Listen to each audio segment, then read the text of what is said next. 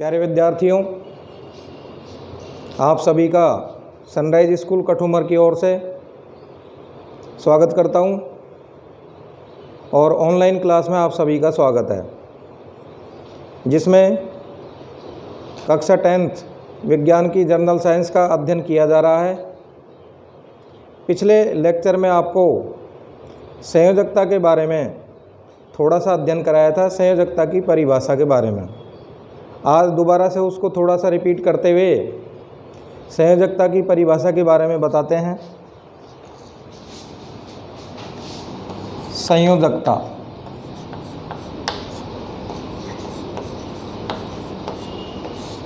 अंग्रेजी में बोलते हैं वैलेंसी, VALENCY, वैलेंसी। वैलेंसी का मतलब होता है संयोजकता।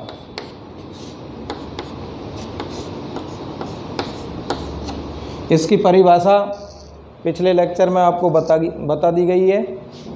परमाणुओं के संयोग करने की क्षमता। परमाणु क्या करते हैं? एक दूसरे से संयोग करते हैं और अणु बनाते हैं और यौगिक बनाते हैं, निर्माण करते हैं अणुओं का और यौगिकों का। तो संयोग करने की क्षमता, परमाणुओं के संयोग करने की क्षमता संयोजकता कहलाती है। ये तो बिल्कुल सरल परिभाषा हुई। हमारे किताब के अंदर जो परिभाषा 10th क्लास में दी गई है वो हाइड्रोजन के संयोग के आधार पर, और ऑक्सीजन परमाणु है उसके संयोग के आधार पर है। जैसे किसी भी तत्व का एक परमाणु, परिभाषा है किसी भी तत्व का एक परमाणु कितने हाइड्रोजन से संयोग करेगा। जैसे एक हाइड्रोजन से संयोग करता है तो संयोजकता परमाणु की रहेगी 1।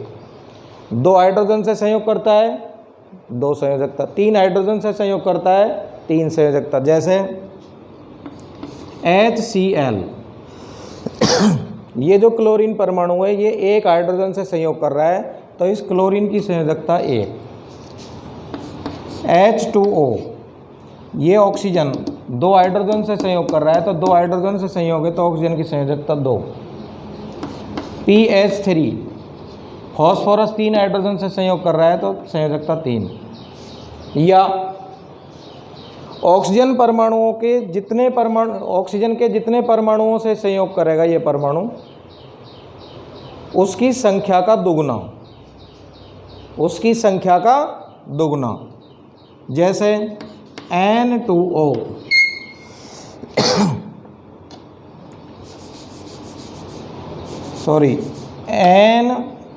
Na2O सोडियम ऑक्साइड है। इसमें 2 सोडियम है, सोडियम परमाणु है 2, और कितने ऑक्सीजन से संयोग कर रहे हैं? 1 से। अब हमें क्या करना है? एक का रेशो निकालना है। मतलब एक कितने से कर रहा है? एक कर रहा है आधे से। एक सोडियम कितने ऑक्सीजन से?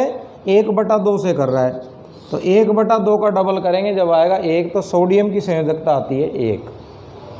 जैसे CaO कैल्शियम ऑक्साइड, ये कैल्शियम जो है परमाणु ये 1 ऑक्सीजन से संयोग कर रहा है।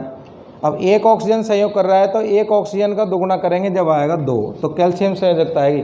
ऑक्सीजन के परमाणुओं की संख्या का तो दुगुना। ऑक्सीजन के जो परमाणु जितने संयोग करेंगे ना, जितने, जैसे 1 ऑक्सीजन कर रहा है तो संयोजकता 1 नहीं आएगी, संयोजकता आएगी उस परमाणु की 2। यदि 2 ऑक्सीजन परमाणु संयोग कर रहे हैं तो संयोजकता आएगी 4। लेकिन हाइड्रोजन से यदि हम संयोजकता निकालेंगे तो जितने हाइड्रोजन संयोग करते हैं, जैसे 1 हाइड्रोजन संयोग करता है तो संयोजकता 1 आएगी, 2 हाइड्रोजन संयोग करेंगे तो संयोजकता 2 आएगी। लेकिन ऑक्सीजन परमाणुओं की स्थिति में ऑक्सीजन परमाणु से यदि संयोग करता है तो जितने ऑक्सीजन परमाणु संयोग करेंगे उसकी संख्या का दुगुना उस परमाणु की जो है संयोजकता रहेगी। तो इसकी परिभाषा लिखेंगे। पॉइंट नंबर 1 पिछले लेक्चर में भी लिखा दी गई है। परमाणुओं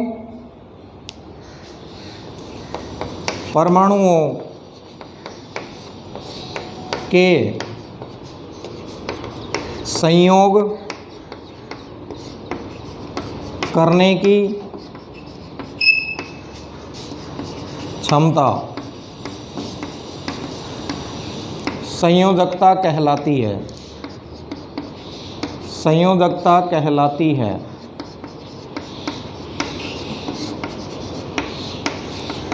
एक दूसरी परिभाषा है, याद करेंगे, अथवा इसको भी लिख सकते हैं, दूसरी को भी लिख सकते हैं। किसी तत्व के एक परमाणु से, किसी भी तत्व के कितने, एक परमाणु से संयोग करने वाले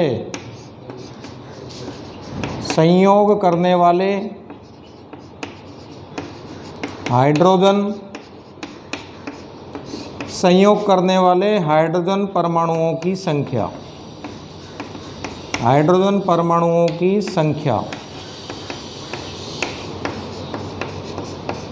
या संयोग करने वाले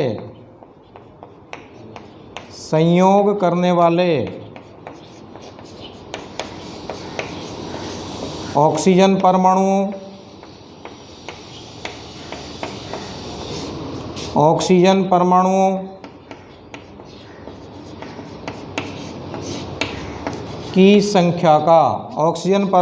की संख्या का दोगुना उस तत्व की संयोजकता कहलाती है। उस तत्व की संयोजकता कहलाती है।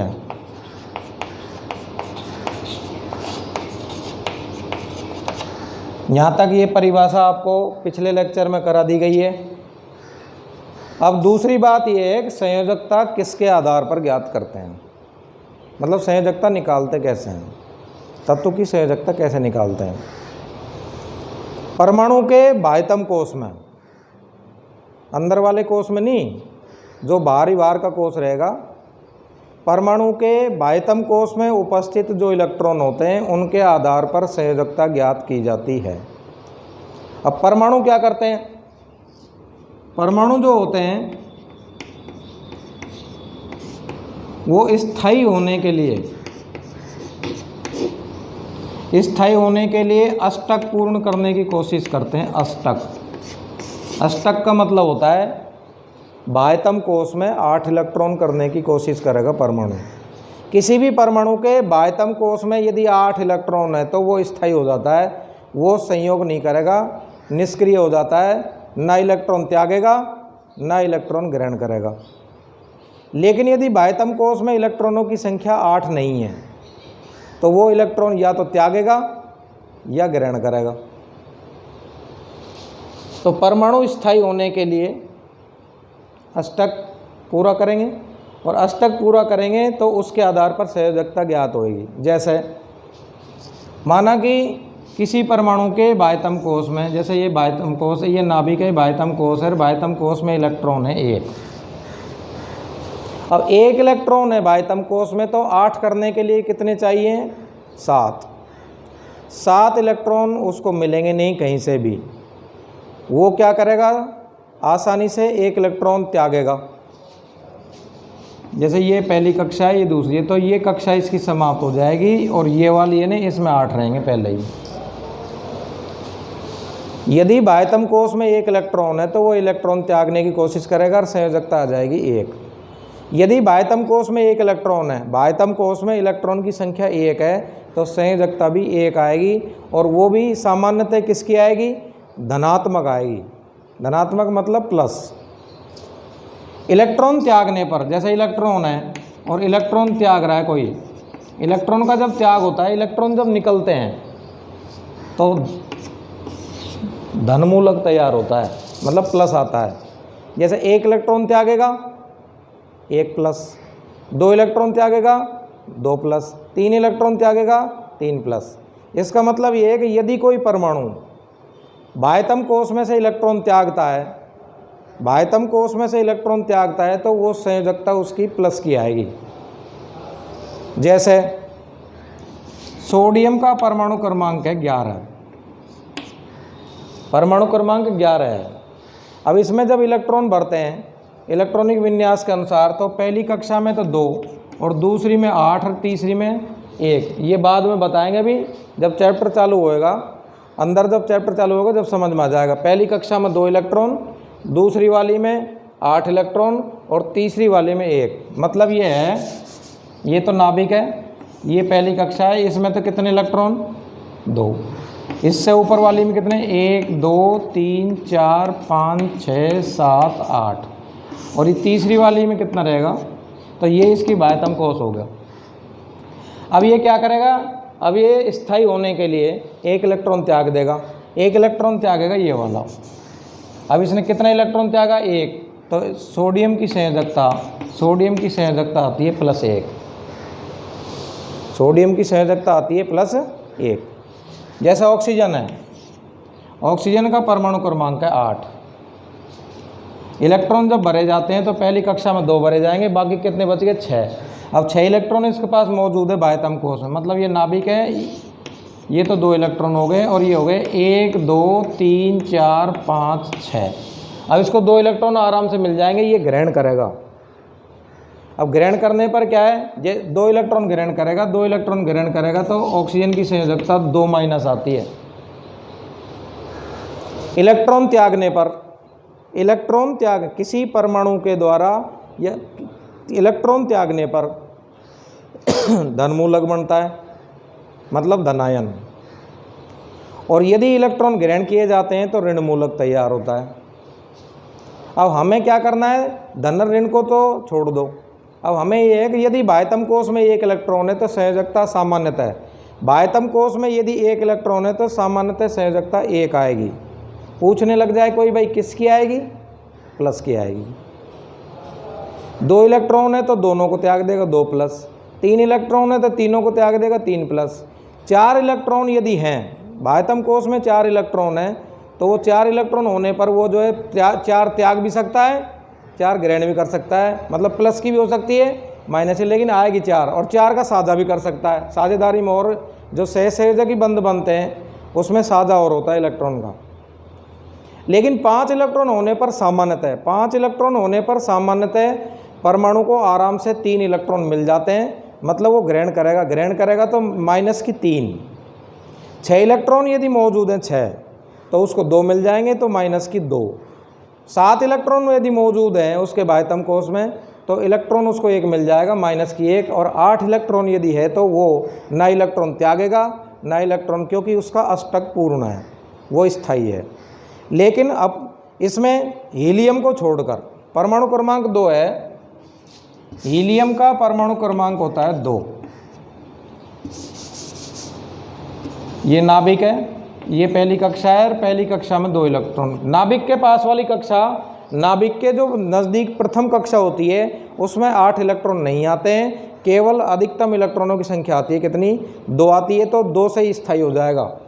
हीलियम में अष्टक पूर्ण नहीं हो सकता, क्योंकि हीलियम जो है उसमें पहली कक्षा ही है, पहली कक्षा में 8 इलेक्ट्रॉन नहीं होते हैं। इससे आगे वाली कक्षाओं में जो है 8 इलेक्ट्रॉन की आवश्यकता पड़ेगी। तो हीलियम 2 इलेक्ट्रॉन होते हुए भी स्थायी है। ऐसे परमाणु जिनके बाह्यतम कोष में, ऐसे परमाणु जिनके बाह्यतम कोष में इलेक्ट्रॉनों की संख्या कितनी है 8 यदि इलेक्ट्रॉन है तो वो स्थायी है। किसको छोड़कर, हीलियम को छोड़कर। हीलियम के बाह्यतम कोष में 2 इलेक्ट्रॉन है, फिर भी वो स्थायी है, क्योंकि उसका प्रथम जो कोष है वो प्रथम कोष में केवल कितने इलेक्ट्रॉन भरे जाते हैं, अधिकतम 2 इलेक्ट्रॉन, 8 नहीं भर सकते, 2 से स्थायी हो जाता है। हीलियम केवल 2 से स्थायी हो जाएगा, बाकी के परमाणुओं में अष्टक पूर्ण करना पड़ेगा। तो संयोजकता किसके आधार पर ज्ञात करेंगे, बाह्यतम कोष में उपस्थित इलेक्ट्रॉनों के आधार पर। ये पहला पॉइंट हो गया। दूसरा पॉइंट जो है पॉइंट नंबर 2,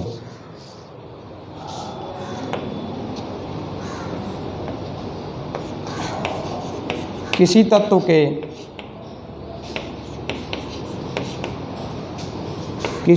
के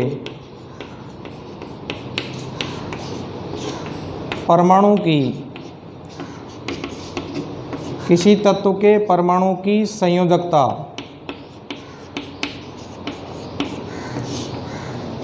किसी तत्व के परमाणु की संयोजकता उसके बाह्यतम कोश में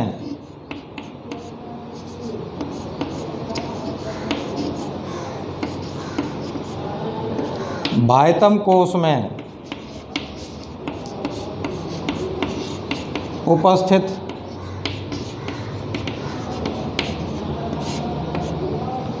किसी तत्व के परमाणु की संयोजकता उसके बाह्यतम कोश में उपस्थित इलेक्ट्रॉनों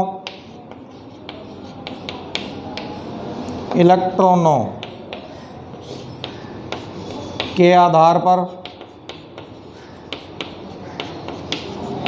पर ज्ञात की जाती है जैसे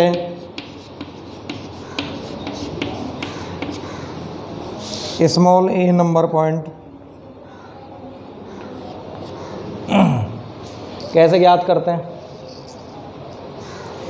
बाह्यतम कोश में यदि किसी तत्व के परमाणु के बाह्यतम कोश में इलेक्ट्रॉन की संख्या 1 है, संयोजकता 1, 2 इलेक्ट्रॉन है 2 संयोजकता, 3 वाले की 3 संयोजकता, 4 वाले की 4 संयोजकता। 4 तक तो ऐसे ही सामान्यतः नियम है ये कि यदि 1 इलेक्ट्रॉन है 1 संयोजकता, 2 इलेक्ट्रॉन है 2 संयोजकता, 3 इलेक्ट्रॉन बाह्यतम कोश में 3 संयोजकता, 4 वाले की सामान्यतः 4, 5 वाले की सामान्यतः 5 भी हो सकती है, लेकिन ज़्यादातर चांस 3 रहेंगे उसके, 3 इलेक्ट्रॉन ग्रहण करेगा। 6 वाले की 2, 7 वाले की 1 और 8 वाले की 0। मतलब यह है बाह्यतम कोश में इलेक्ट्रॉन 1 है तो संयोजकता 1, 2 इलेक्ट्रॉन होने पर 2 संयोजकता, 3 इलेक्ट्रॉन होने पर 3 संयोजकता, 4 इलेक्ट्रॉन होने पर 4 संयोजकता, 5 इलेक्ट्रॉन होने पर 3 संयोजकता, 6 इलेक्ट्रॉन यदि हैं तो 2 संयोजकता, 7 इलेक्ट्रॉन बाह्यतम कोश में तो 1 संयोजकता और 8 इलेक्ट्रॉन यदि है तो 0 संयोजकता। तो एक नियम तो हो गया इनका, एक तो इसके बारे में लिखेंगे और एक दूसरा पॉइंट ये लिखेंगे, तीसरे में ये लिख देंगे। सामान्यतः क्या थे? सामान्यतः यदि किसी तत्व के परमाणु के बाह्यतम कोश में इलेक्ट्रॉनों की संख्या, बाह्यतम कोश में उपस्थित इलेक्ट्रॉनों की संख्या 1 2 3 4 है तो उस तत्व की संयोजकता क्रमशः जैसे 1 है तो 1, 2 वाले की 2, 3 वाले की 3, 4 वाले की 4। दूसरा पॉइंट क्या आएगा? यदि बाह्यतम कोश में उपस्थित इलेक्ट्रॉनों की संख्या क्रम 5, 6, 7 है तो क्रमशः उनकी संयोजकता 5 वाले की 3, 6 वाले की 2, 7 वाले की 1। और यदि बाह्यतम कोश में इलेक्ट्रॉनों की संख्या 8 होती है तो संयोजकता 0। मतलब 3 पॉइंट के रूप में लिखेंगे। स्मॉल ए नंबर पॉइंट में लिखेंगे सामान्यतः यदि किसी तत्व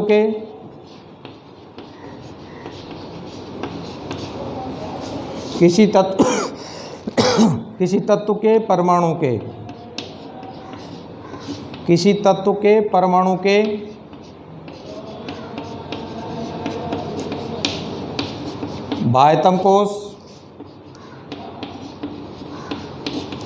बाह्यतम कोश में उपस्थित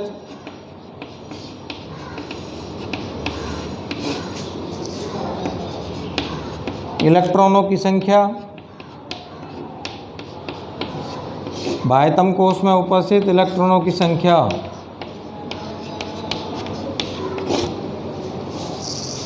1 2 3 4, इलेक्ट्रॉनों की संख्या 1 2 3 4 हो तो उस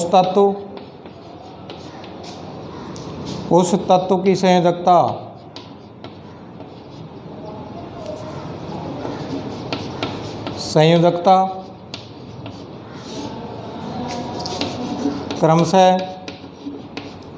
क्रमशः का मतलब जैसे एक इलेक्ट्रॉन तो 1, 2 है तो 2, 3 है तो 3, 4 है 4, एक क्रमशः 1, 2, 3, 4 होगी। मतलब एक इलेक्ट्रॉन यदि बाह्यतम कोश में है तो एक संयोजकता, 2 इलेक्ट्रॉन है तो 2 संयोजकता, 3 इलेक्ट्रॉन है तो 3 संयोजकता, 4 इलेक्ट्रॉन है तो 4 संयोजकता।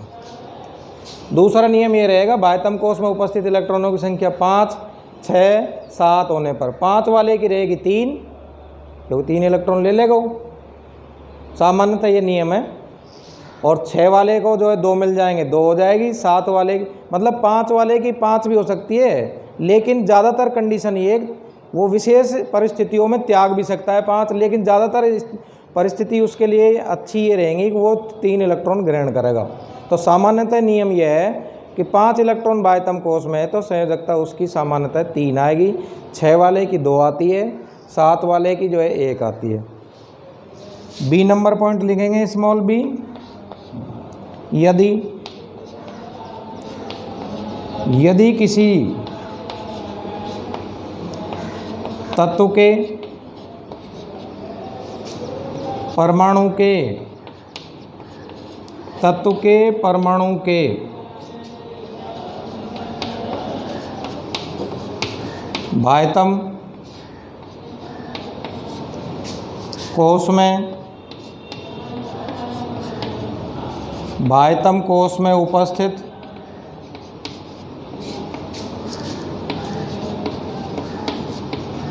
बाह्यतम कोश में उपस्थित इलेक्ट्रॉनों की संख्या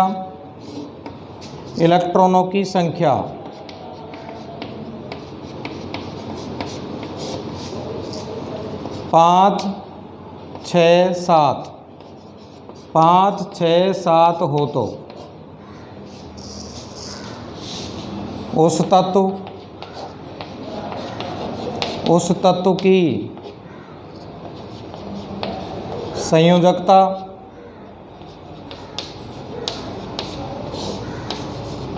क्रमशः 3, 2, 1 होगी। मतलब 5 यदि इलेक्ट्रॉन है बाह्यतम कोश में, 5 इलेक्ट्रॉन है तो 3, 6 वाले की 2 और 7 वाले की 1। एक पॉइंट रह गया सी नंबर, यदि किसी तत्व के परमाणु के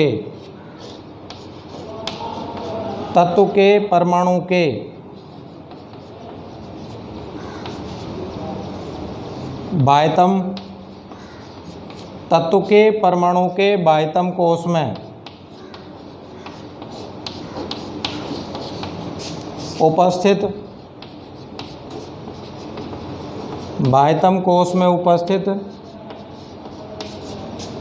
इलेक्ट्रॉनों की संख्या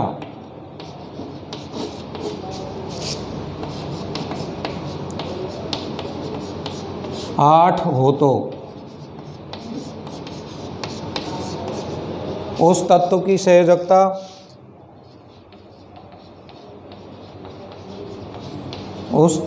संयोजकता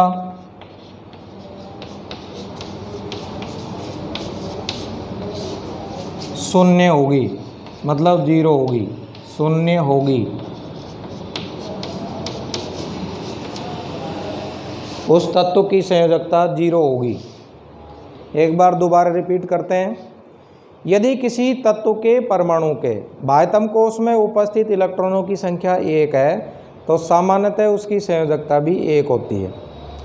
2 इलेक्ट्रॉन बाह्यतम कोश में संयोजकता 2, 3 इलेक्ट्रॉन बाह्यतम कोश में संयोजकता 3, 4 इलेक्ट्रॉन बाह्यतम कोश में संयोजकता 4, 5 वाले की संयोजकता सामान्यतः 3, 6 वाले की संयोजकता 2, 7 वाले की संयोजकता 1 और 8 वाले की संयोजकता 0 आती है, क्योंकि वो परमाणु अष्टक पूर्ण होने के कारण स्थायी होता है। अब अगला जो टॉपिक है इससे जर्नल साइंस में वो है परिवर्तनशील संयोजकता। परिवर्तनशील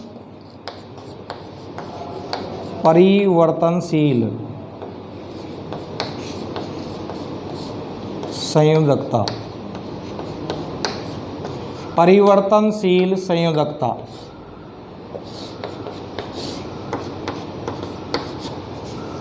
परिवर्तनशील संयोजकता का मतलब क्या है, क्या परिभाषा है इसकी? कुछ तत्व ऐसे होते हैं उनकी संयोजकता एक से अधिक होती है। एक से अधिक का मतलब है, मतलब फिक्स नहीं होती। जैसे सोडियम की संयोजकता +1 है, फिक्स है वो। मैग्नीशियम की संयोजकता +2 होती है। एल्युमिनियम की संयोजकता +3 होती है। लेकिन कुछ तत्व ऐसे हैं जो एक से अधिक संयोजकता प्रदर्शित करते हैं। जैसे तांबा है, तांबा जिसको कॉपर बोलते हैं, और लैटिन नाम होता है क्यूप्रम, और उसके आधार पर प्रतीक लिखा है Cu। तांबे की संयोजकता +1 भी होती है और तांबे की संयोजकता 2+ भी होती है। मतलब कभी तो तांबा +1 संयोजकता प्रदर्शित करता है और कभी तांबा 2+ की संयोजकता प्रदर्शित करता है। अब ये भी तांबा है और ये भी तांबा है। अब इनका नामकरण कैसे करें, मतलब नाम कैसे लिखते हैं? नामकरण करते समय कम आवेश युक्त आयन के लिए, जैसे ये तो आवेश कम है भाई, ये तो +1 है, ये कितना प्लस है 2, तो ये कम है ये ज़्यादा है। कम आवेश युक्त आयन के लिए, जिस पे आवेश जो है कम होता है, उस आयन के लिए पीछे अनुलग्न के रूप में, मतलब जो अनुलग्न लगाते हैं नाम के पीछे, वो लगाएंगे अस। अस नाम के पीछे लगेगा अस। और जो अधिक आवेश युक्त आयन है उसके नाम के पीछे लगेगा 1। ये 9th क्लास में आपको अध्ययन कराया जा चुका है। जैसे तांबे का लैटिन नाम है क्यूप्रम। तांबे का लैटिन नाम होता है क्यूप्रम। अब इसका नाम आएगा, मैं तो यहाँ में से हटेगा और अस लगेगा,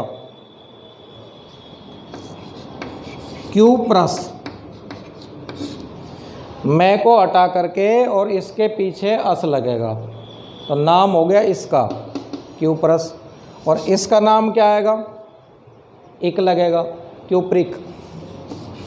क्यूप्रिक मतलब जो आवेश ज़्यादा रहेगा ना उसके इक लगा देंगे, जो आवेश कम रहेगा उसके लगेगा अस। जैसे एक उदाहरण और, लोहा है, अंग्रेजी में आयरन कहते हैं, लेकिन आयरन से काम नहीं चलता है प्रतीक लिखते समय। लैटिन नाम होता है फेरम, और फेरम के आधार पर जो है प्रतीक हो गया Fe। अब लोहा क्या करता है? +2 संयोजकता प्रदर्शित करता है और +3 भी करता है। अब इसमें कम आवेश किस पे है?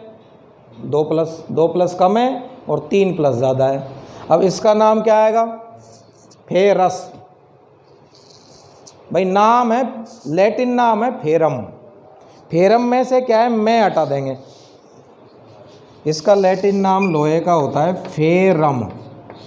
ये आवेश कम है, ये आयन ऐसा है जिस पे आवेश की मात्रा 2+ है, इस पे 3 है, तो ये कम है ये ज़्यादा है। तो इसमें मैं हटा करके इसका नाम आएगा फेरस, इसका नाम आएगा फेरिक। एक और उदाहरण, टिन है ना, टिन। टिन भी संयोजकता, परिवर्तनशील संयोजकता प्रदर्शित करता है। टिन 2+ भी संयोजकता प्रदर्शित करता है, 4+ भी। अब टिन है उसका लैटिन नाम होता है स्टेनम। स्टेनम लैटिन नाम करा दिए गए हैं आपको जर्नल साइंस में, स्टेनम। अब स्टेनम के आधार पर यदि इसका नाम लिखेंगे तो स्टेनस, और इसका नाम लिखेंगे जब स्टेनिक। परिवर्तनशील संयोजकता किसे कहते हैं? परिभाषा सुनो। कुछ तत्व, सभी तत्व नहीं, कुछ तत्व एक से अधिक संयोजकता प्रदर्शित करते हैं। कुछ तत्व एक से अधिक संयोजकता प्रदर्शित करते हैं, इसे परिवर्तनशील संयोजकता कहते हैं। परिवर्तनशील संयोजकता होने पर, परिवर्तनशील संयोजकता इनका नामकरण करते समय जब नामकरण करेंगे परिवर्तनशील संयोजकता में तो कम आवेश युक्त आयन के लिए, कम आवेश युक्त आयन के लिए अस तथा अधिक आवेश युक्त आयन के लिए इक अनुलग्न का प्रयोग करते हैं। मतलब नाम के पीछे, नाम जब लिखेंगे तो कम आवेश युक्त आयन के लिए तो अस लगा देंगे पीछे और अधिक आवेश युक्त आयन के लिए एक लगा देते हैं और उससे उनका नामकरण किया जाता है। पहले पॉइंट में इसकी परिभाषा लिखेंगे। पॉइंट नंबर 1,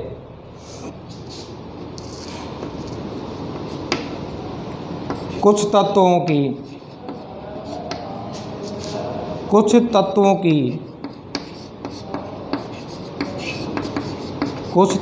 की संयोजकता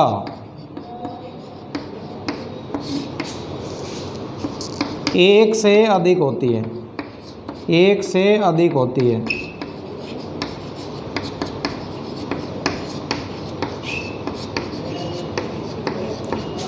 इसे कुछ तत्वों की संयोजकता एक से अधिक होती है, इसे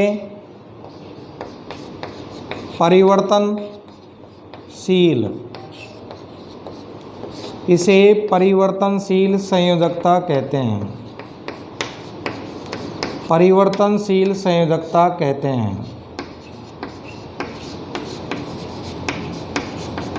ये तो इसकी परिभाषा हुई। कुछ तत्व ऐसे हैं जिनकी संयोजकता एक से अधिक होती है, जैसे तांबा, जैसे लोहा, जैसे टिन, तो उनकी परिवर्तन वो एक से अधिक संयोजकता प्रदर्शित करते हैं, इसीलिए इसे परिवर्तनशील संयोजकता कहते हैं। दूसरा पॉइंट, परिवर्तनशील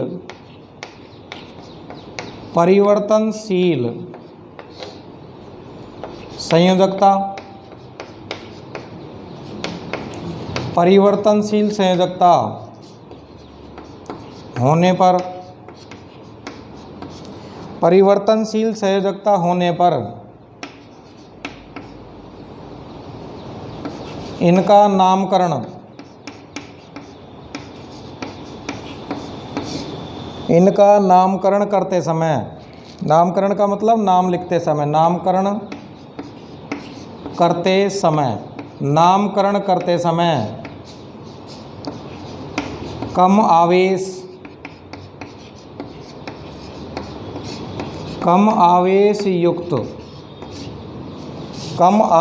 युक्त आयन के लिए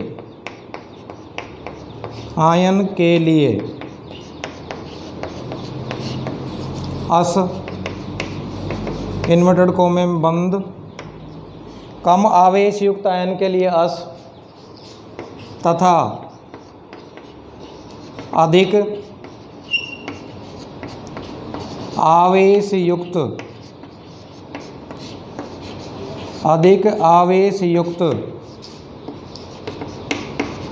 आयन के लिए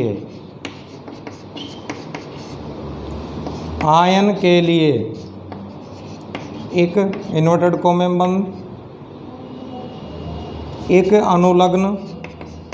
अनुलग्न का मतलब है नाम के पीछे जो लगाते हैं, एक अनुलग्न का प्रयोग करते हैं। मतलब एक अनुलग्न लगाते हैं, प्रयोग करते हैं। जैसे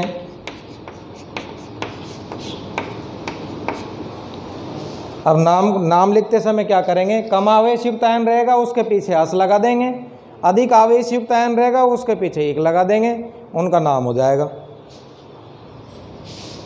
अब उदाहरण के तौर पर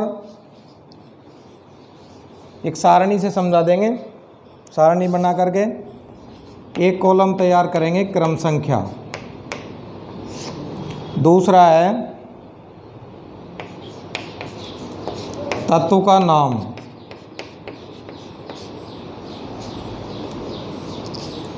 तीसरा कॉलम है कम आवेश युक्त आयन, अगला कॉलम है अधिक आवेश युक्त आयन,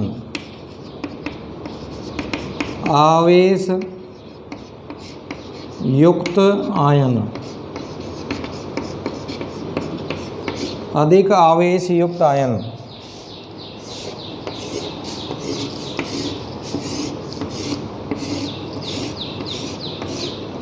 अधिक आवेश युक्त आयन,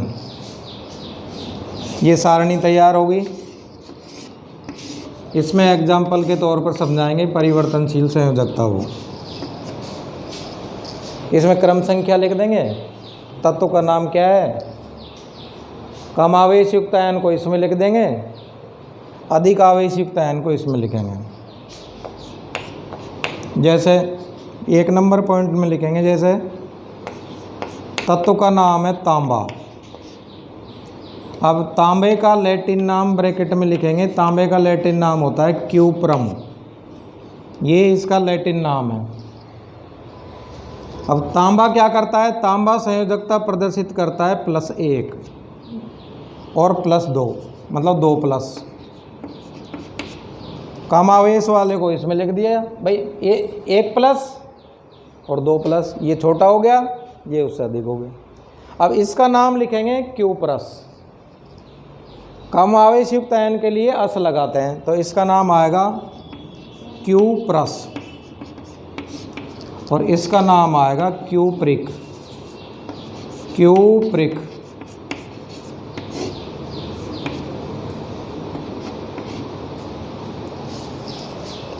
दूसरा एग्जाम्पल, लोहा। अब आयरन से काम नहीं चलेगा, इसमें लैटिन नाम लिखेंगे फेरम। लोहा क्या करता है, 2+ संयोजकता प्रदर्शित करता है और 3+ भी करता है। लोहे का प्रतीक F ही रहेगा, 2+ भी संयोजकता होती है, 3+ भी। ये छोटी वाली संयोजकता है, ये बड़ी वाली है। छोटी वाली संयोजकता के पीछे अस लगाएंगे तो नाम इससे बनेगा फेरस। फेरस। और इस बड़ी वाली संयोजकता के लिए इस फेरिक। एक एग्जाम्पल और, जैसे टिन, लैटिन नाम होता है स्टेनम। स्टेनम, प्रतीक SN हो गया। अब टिन क्या करता है, कभी तो 2+ संयोजकता प्रदर्शित करता है और कभी संयोजकता प्रदर्शित करता है 4+। ये छोटी वाली संयोजकता है, मतलब ये कम आवेश युक्त आयन है, ये अधिक आवेश युक्त आयन है। इसके पीछे लगेगा अस और यह नामकरण करते समय एक, मतलब स्टेनस। स्टेनस, स्टेनिक। एक एग्जाम्पल और,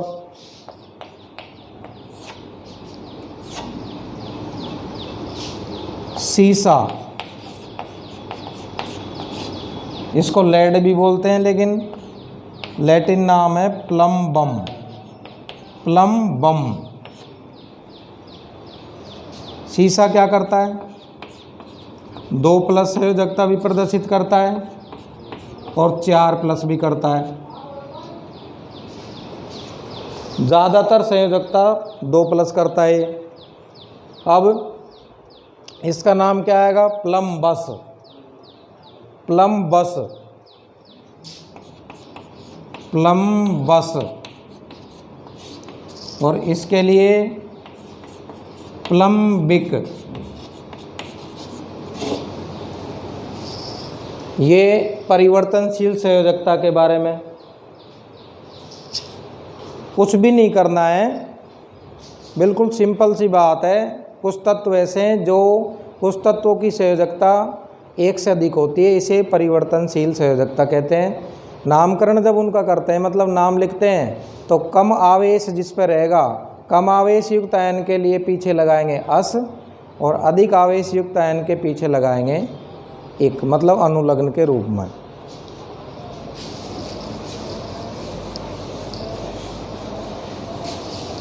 अब धन संयोजी मूलक के बारे में अध्ययन करेंगे। धन संयोजी मूलक क्या है? धन संयोजी मूलक, धन संयोजी धन संयोजी मूलक।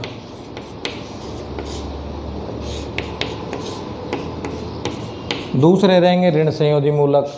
एक धन संयोजी मूलक है और दूसरे रहेंगे ऋण संयोजी मूलक। अब इसके बारे में ये कैसे बनते हैं। इलेक्ट्रॉन त्यागने पर, इलेक्ट्रॉन त्यागने पर, त्यागने का मतलब है निकलने पर, त्यागने का मतलब होता है निकलना। जैसे ये कोई परमाणु है या कोई अणु है और इसमें से इलेक्ट्रॉन निकल रहा है, तो उस स्थिति में जो है इस पे प्लस आएगा और धन मूलक बन जाएगा।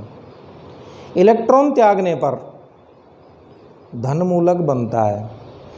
और सामान्यतः इनका नामकरण करते समय, धन मूलकों का नामकरण, जो धन मूलक होते हैं उनका नामकरण करते समय ज़्यादातर चांस ये कि उनके पीछे ईएम लगाते हैं। ईएम जैसे sodium, potassium, magnesium, calcium, ammonium, barium, strontium. मतलब ज़्यादातर चांस ये है, सामान्यतः ये है कि धन मूलकों का नामकरण किया जाता है तो नाम के पीछे क्या लगता है, ईएम लगाते हैं।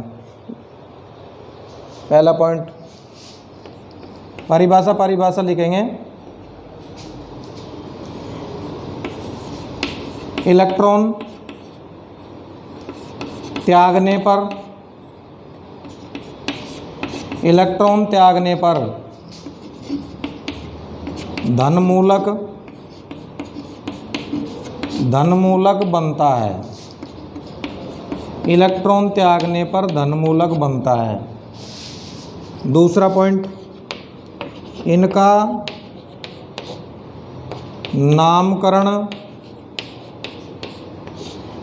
नामकरण करते समय, मतलब धन मूलक है, इनका नामकरण करते समय सामान्यतः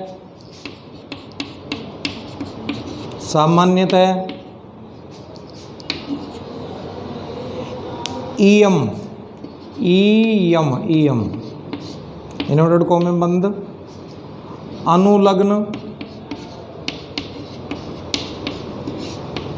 लगाते हैं या प्रयोग करते हैं। मतलब नामकरण करेंगे जब ज़्यादातर चांस ये है इनके नाम के पीछे ईएम लगाते हैं। अब उसकी सारणी तैयार होएगी, इसकी सारणी तैयार होएगी, वो सारणी बिल्कुल याद करनी पड़ेगी धन संयोजी मूलकों की, और फिर ऋण संयोजी मूलक आएंगे, फिर उनकी सारणी तैयार। यदि ये सारणी याद नहीं होती है, ये टेबल याद नहीं होते हैं, तो आपके जो सूत्र बनते हैं वो आप नहीं बना सकते किसी भी कंडीशन में। टफ है, थोड़ी सी कठिन है, लेकिन बार बार यदि अपन उसका अध्ययन करेंगे तो वो समझ में आ जाती है। और अच्छी तरह से अच्छा अध्ययन करें, धीरे अध्ययन करें, कोई जल्दबाजी नहीं है। ऐसे नहीं है जल्दबाजी में करेंगे तो कोई भी पॉइंट रहना नहीं चाहिए, सभी पॉइंट बराबर तरीके से याद होने चाहिए। और ऑनलाइन क्लास में आपको बहुत ही अच्छी तरीके से समझाया जा रहा है जैसे ऑफलाइन क्लास में समझाया जाता है। तो आज का लेक्चर यहीं समाप्त करते हैं।